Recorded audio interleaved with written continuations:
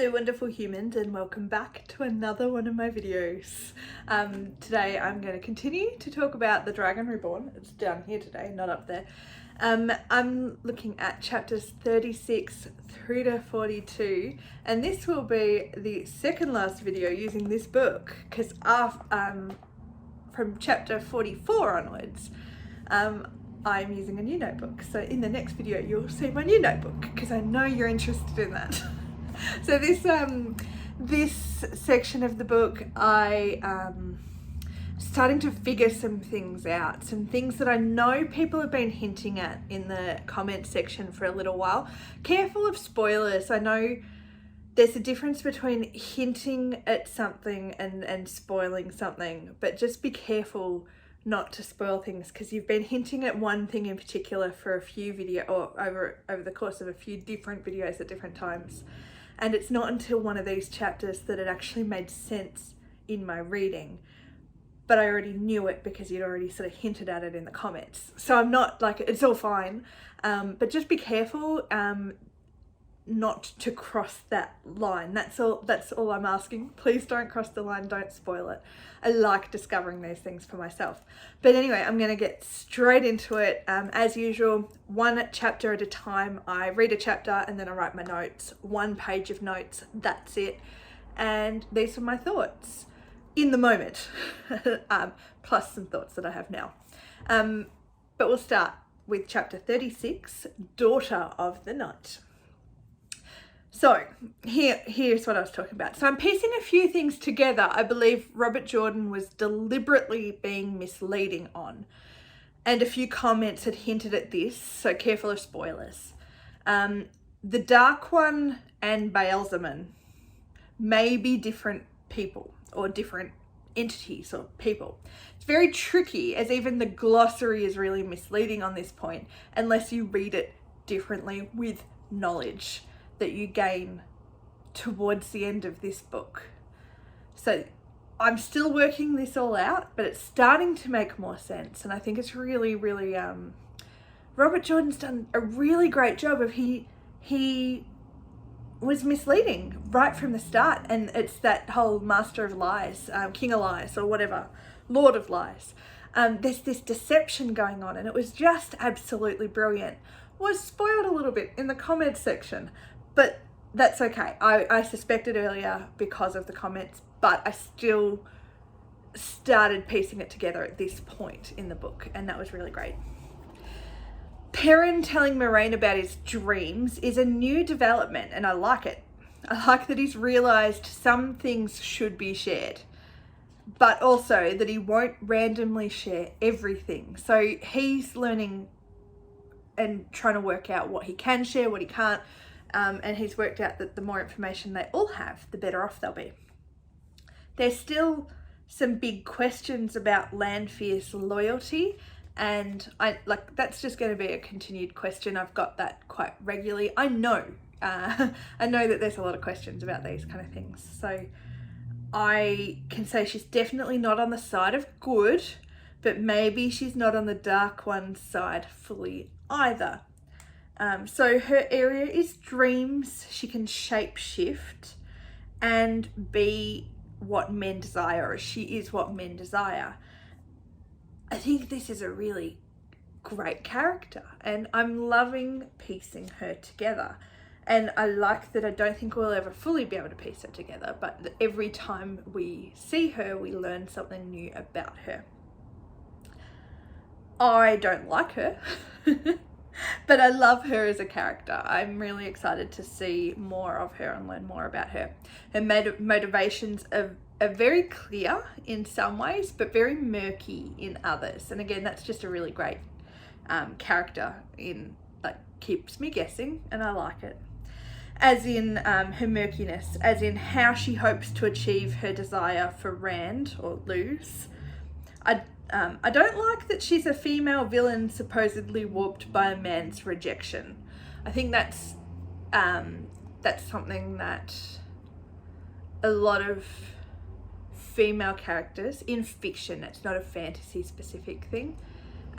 Villains often are villains because of the way that a love interest of the opposite sex has treated them, very rarely do you come across a female villain who hasn't been warped because of the way a man has treated her. And I don't like that. I'm hoping that there is more to Lanfear than just this rejection that she experienced from Luce all those years ago. Hopefully there'll be a lot more to her, and I'm looking forward to, I think she's one of those characters that I'm really looking forward to seeing how she unfolds, because as I said, we learn something new about her every single time we meet her, and I like it. Moraine taking the time to tell Perrin she doesn't suspect him of accessing the power was a bit of give on her behalf. She's giving a little bit of knowledge, sharing something, not much, but it's something. She's maybe growing in her ability to share and realizing that she can't be the only one with this knowledge. I think it's not going to be easy for her, but I think that there's little bits like that we see, and then she goes back to her old ways again. But it sounds like Fael might be trying to break free of family hopes and expectations based on the idea behind her real name. I think that it's another character story that I'm really looking forward to learning more about. Were those that Rand killed the ones Perrin warned of in a dream or in real life? Look, I don't exactly remember what I meant by that sentence. I think it makes more sense if I read that chapter back, which I'm not going to do because I don't have time. Is his ability to tell the difference intact? Can Rand tell the difference between a dream and real life at this stage? So I think that's what I'm getting at. I'm a bit worried that Rand is just going to kill. Oh, I remember what happened. Yes, he just killed some people. And it made sense because they were definitely going after him. But did he know that that's what was going on, or did he think that it was another part of his dream? I think his realities appear to be merging a little bit in these scenes that we're seeing of him. And again, because he's not sleeping, I think, more so than anything else. They were dark friends, I guess, which is why, yeah, good on him for killing them, I suppose. But he could feel them, or he could feel something else. He could sense them. I'm not sure there, but it was interesting. I think this bit intrigued me a little bit, but at no point did I ever really come back to thinking about it again. And no guilt over it at all. Especially the one innocent man that he killed. He had no guilt over it. So he's exhausted and fighting hard not to make a mistake. But in the same time, he's going to have to fight to hold on to his humanity, I suppose. The old Rand would have felt guilty about killing an innocent man, and this Rand has got quite harsh, and I suppose that's the world that he lives in and he needs to be, but it's something he's going to have to be careful about. Chapter 37, Fires of Cairhien. There are too many signs that Eamon's Field is in danger. I'm so worried about them. And Gwen is ignoring them all because she thinks she's just homesick. Oh. As she described the village inn in ruins and felt sick about it, I really began to fear for her parents. I was worried before about Perrin's. Now I'm worried about hers and everyone in Eamon's Field. Hopefully, if anything happens, it'll only be to the inn and the buildings, not the people. But I feel it'll be worse than that. I'm actually like, this could be a slaughter, and I'm worried. A better use of their time as they walk would be to discuss her dreams and try and figure them out, not sulk and silently fight over who is in charge. But they're trying to figure things out. They're dealing with a change of status and role in friendship, which is bound to cause discomfort given their shared history. Elaine will have to get used to being in the middle. I think that she'll be in the middle for quite some time, potentially for forever in some ways. And this must be a huge change for her from her life as daughter heir. I can't imagine she ever really was in this position. I'd say this is a case of the pattern needing them off the ship to run into whoever it is they've just come across, rather than just a coincidence. I think that's the coincidence don't exist in this world.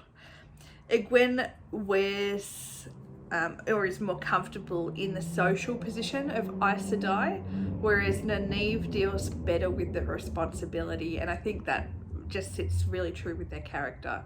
I know they know they're walking into a trap, but the tension is so real, like you can just feel that tension and cut it with a knife. They are also tightly wound, so no wonder they're really on edge with each other and just arguing or sulking, and it doesn't surprise me, but wow, the tension is real. And on the trap, it's laid by Lanfear, I guess. Does she know it's the best way to get Rand to do what she wants, to have people he cares about around him? That would make sense if she knows anything about Rand, but I don't think she knows anything about Rand. She might be piecing it together. She's not an idiot. I think that'll be interesting anyway. That was just a little side query I've got to sort of suss out what's going on there. Chapter 38, Maidens of the Spear. Ooh, I hope the maidens stick around. I like them and I really want to learn more about them. They're great. It makes sense, especially if they used to serve the Aes Sedai, that they may see this as a good opportunity, especially if they all realise they're looking for Rand. I assume they're looking for Rand. Maybe they're not looking for Rand. It could also help set up a new future for the Aes Sedai when these three are remaking it. Again, I assume this is what's going to happen. The Isle culture sounds so rich, not financially rich, and incredibly different, and I want to know more. I'm really excited to see more because I know we're going to get to see more of it at some point. We are, yeah. And what they describe about first sisters sharing a man, is that what's going to happen with Rand? Given Min's prophecy to Elaine that she'd have to share him, that could be intriguing. I don't know that I've ever read of a situation quite like that in a fantasy book, and again, it could be cool. So much of the world's knowledge was lost, but I think they'll piece things together a little as they learn from each place they visit and the people they encounter. For example, the Isle and Aes Sedai history is not something that they knew about, and they're going to start piecing things together, and this is how they're going to learn more than just sticking around Tarvalon all the time. They're going to learn more by being out and about. Another mention of the sin, I think the first in this book, but it was mentioned with the first encounter of an Isle men in the last book. So with only some guesses as to what the sin is, and linking it to the breaking in some way. And I love watching Nynaeve make herself angry and then healing Daelin within seconds because she had that pent up frustration and anger. Imagine what she will be able to do, or what she could do, if she can get over that need for anger. That excites me about what Nynaeve is going to be able to do. Egwene's borderline trigger happy, ready to magically solve things, and the disdain, I can't read my writing sometimes, the disdain for Elaine trusting the maidens because she didn't really know the Sonchen imprisonment.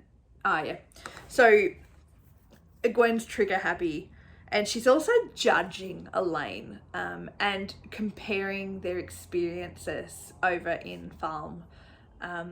The fact that Egwene was imprisoned or she was captured, and the way that she was treated, and she is going to hold that. I think it could make her quite bitter, given there's that comparison. She's holding it against Elaine almost, that she doesn't understand what the Sonchen are capable of because she didn't experience it.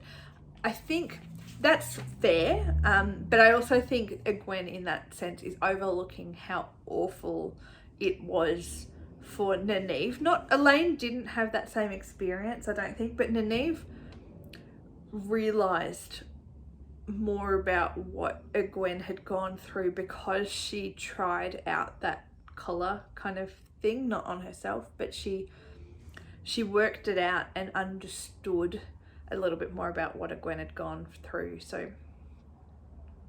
yeah, look, I understand why Gwen is a little bit distant, I suppose, in some ways to Elaine in this particular scene, and looking down on her a little bit, being too trusting, but she probably shouldn't do that. Not to her friend. Anyway, I'm going to keep going. Chapter 39, Threads in the Pattern. I was worried for a moment that the trap had sprung early, but the Isle Warriors were a great addition. The humour was unexpected. I'd assumed they were a really serious group that didn't laugh much. I should really stop assuming things, but I'm really not going to. I like assuming things. I like deciding something and then finding out that I'm wrong. It's great. The Fades were looking for them, or at least aware they may be around, and I wonder if they were part of the trap in a bigger sense. That shouldn't surprise me, but I wasn't expecting them at all. When they were waiting for someone to come and get the girls, I really wasn't expecting a Fade to walk in the door, or more than one. But a good reminder for the trio that they are being hunted just as much as the boys are. Is Elaine now on that list, or is she only on that list by association? Were they actually looking for her, or were they just looking for the trio of girls, and it wasn't really relevant that she was with them? Or is she now a part of that most wanted list? And their easy capture here also helps explain a little bit more about why Aes Sedai need warders, and I think for the girls as well. I think not all dangers are going to present themselves in a way their powers can stop.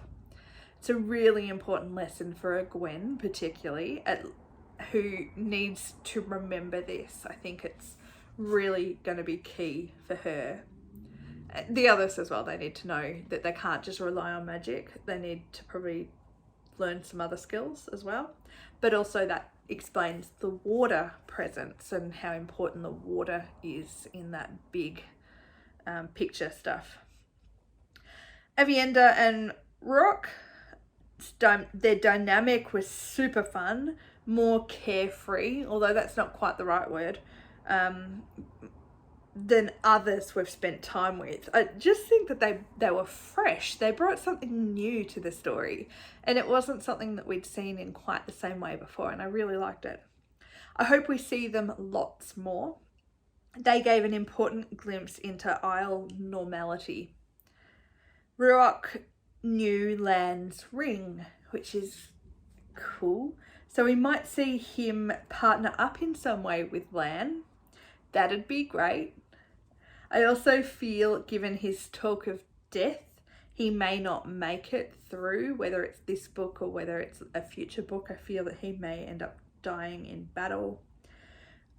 Elaine is very much a peacemaker, and that's going to come in handy. I think, again, we kind of see glimpses, we've seen glimpses of these in the past, but this is where we're seeing a little bit more of that shine through with her. We're learning more about Elaine's personality and her attributes that will be beneficial to the group, the bigger group, especially this ability to be a peacemaker. Gwen is still working through her trauma and will continue for some time, I'd say. Being treated as a child in her mind, and probably in some fact, isn't helping at all. Being captured in this way, even briefly, no matter how short a time they were captured for, will not help her at all overcome her trauma, and it's really worrying. I'm so concerned for Gwen as a person. She means a lot to me, and I'm really worried about how she's going to recover or how she's going to, I don't think she'll ever really recover, but how she's going to be able to move beyond it, learn from, let go, let it stop controlling her in some ways, her trauma. Chapter 40, A Hero in the Night. Matt the hero. Him swinging to the rescue. It's a great image. I can imagine that being a big reason why people started really liking him. Just that reluctant hero. And then ending by asking Tom to kick him if he even looks like he will act the hero ever again. I just think it's great. It's got this rascal rogue thing down pat, and I think that's gonna continue to grow. He's gonna grow in skills as a rogue, and I'm looking forward to seeing that.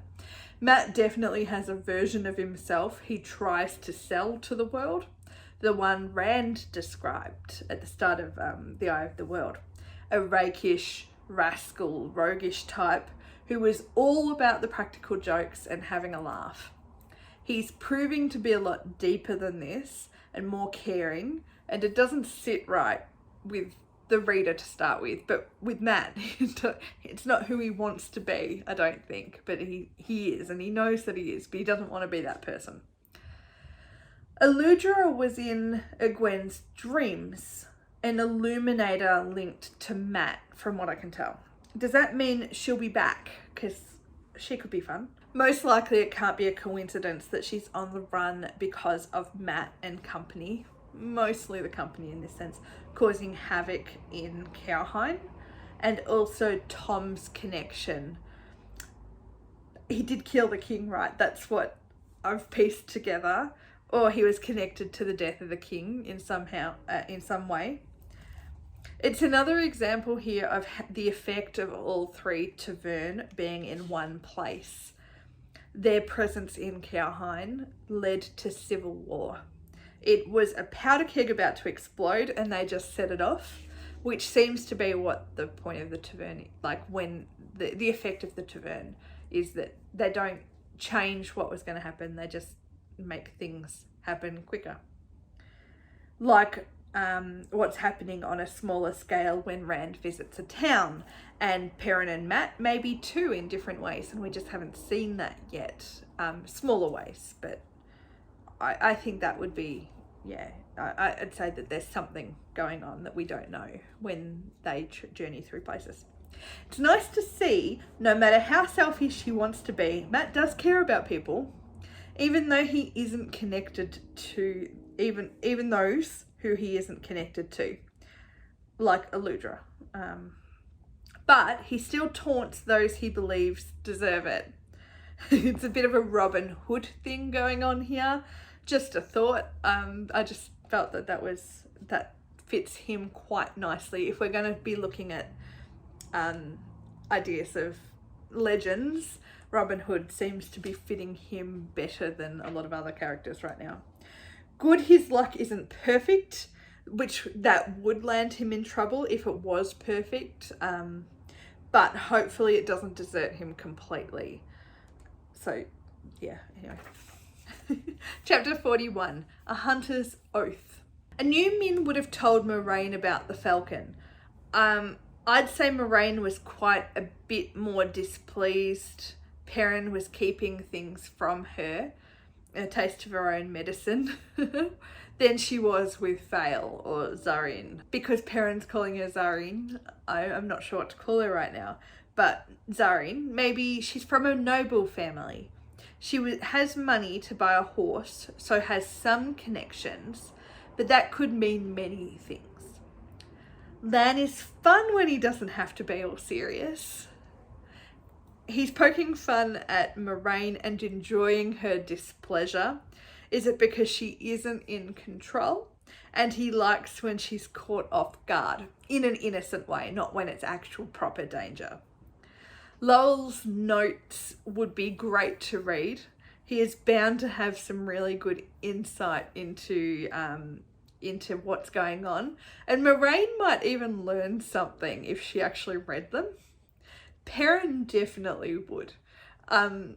I really think that they're ignoring what Lowell can offer to the team at this stage. But I'm hoping he'll grow into that role a little bit down the track, or he'll become more important to the journey, because at the moment Lowell does feel that he's sort of just tagging along. I'd like to see him have a more active role. I'm not sure if Moiraine's threat to snip Perrin's thread was real or not, but I still think she's so focused on Rand's role as the Dragon Reborn that she is misjudging how important Perrin and Mat really are, and casually throwing in that he's to Vern so that Fail hears. Was that a slip of the tongue, or was that done on purpose? I actually don't know here, because Moiraine is slipping up in small ways, and she's showing that she's human, and she has flaws and she's not perfect. So she's slipping up, but I don't know whether this was deliberate or not. Probably I would say it was on purpose. I just don't know quite why. Moiraine realised Perrin's dreams could be important. At least now she's realised that, and will hopefully keep asking what he's dreaming about so they can piece things together. At least he'll be sleeping if Hopper won't let him in the dream world, but he'll need to get used to it eventually. And then, is Perrin too young, in Hopper's words, because he's too new and unskilled, as in to the dream world, or in the wolf sense? I'm guessing it's not so much an age thing, but a need for Perrin to accept and develop his abilities to become less young. And I think that's more what he means in Hopper's turn of phrase, rather than an age. He's too young in age. And today's last chapter is chapter 42, Easing the Badger. I had hoped Moiraine was simply keeping her thoughts on Mat and her thoughts about Mat and Perrin to herself, but here she has freely admitted that she's overlooked them. She is not perfect. I've known that for a while, but this really shows she's not perfect. She doesn't know it all, and she's overlooked something more crucial than she realised. Maybe that arrogance will be a fatal flaw for many of the Aes Sedai and will be a big part of some sort of downfall. That seems to be what a fatal flaw does. But I think this arrogance of the Aes Sedai, thinking that they have more information or more ability to piece things together, is going to be a problem. She has basically given Perrin over to Lan's protection, so he's now raised completely in importance. Before, Lan was probably protecting Moiraine and Rand, but now Perrin has been acknowledged as someone who Moiraine needs to protect as much as possible. She can't just go, snipping his thread, because that's not going to cut it. She doesn't understand his role, and she could cause huge damage if she snips his thread. Now, Perrin knows the feeling of shadow men or soulless. He'll be better able to warn others and handle it in the future. It seems they've been following for a while, though. A conversation with Lan regarding how he can sense them would help everyone. I think that's something that would be really beneficial for people to know, that Perrin is able to sense them. Vale is going to have a great time teasing the farm boy. I love how he blushes so easily. I think that's pretty cute. Another example of how isolated the villagers were, that he hasn't heard such songs before. From a woman? Has he heard the songs before, but just not from a woman? Or has he just never heard them before? I don't know. It's this simple innocence. It will be horrific when that shatters completely. I think Perrin's innocence has been breaking and shattering and falling apart, and it's been heartbreaking every time it happens. And when that goes completely, my heart is going to break for this person who is real, not a character in a book. Perrin is real to me. A few of them, like Perrin probably was the first one that I started feeling like he's just, I know this person. A few of the others are a bit like that now, but yeah, I'm really not wanting Perrin's heart to, or his soul, his innocence to break, but it's gonna happen. It's already really fragile. Nieda must be one of Moiraine's informants and a dreamer. Is something going to happen to Moiraine? Not death, obviously. I do know that she's not gonna die. Are they not going to make it to Tyr? They're needed there though, so they must be going to they must make it to Tyr. Oh, I love a good complication like this. So much unknown, but really clear danger. Enough to frighten Moiraine. Is this new Lord Brend a dark friend or something worse than a dark friend? Only time will tell. And that is all for today. So that was chapters 36 to 42. Hope you enjoyed that. There's lots going on, and I'm making some predictions that I just think are hilarious. And I'm really, really worried, as I've said a few times, I'm really worried about Eamon's Field, and I haven't got up to that bit yet in anything. So I feel that something pretty bad is going to happen, and you know, it's sitting there, it's weighing on me heavily, and I don't want to read about it, but I feel that that's coming. Anyway, get down in the comments, say hi. Tell me how you're going, what stood out to you in this part of the book. Have I noticed anything that you're surprised I've noticed? Did it take me longer to realize things than you thought it would? I don't know. Just let me know.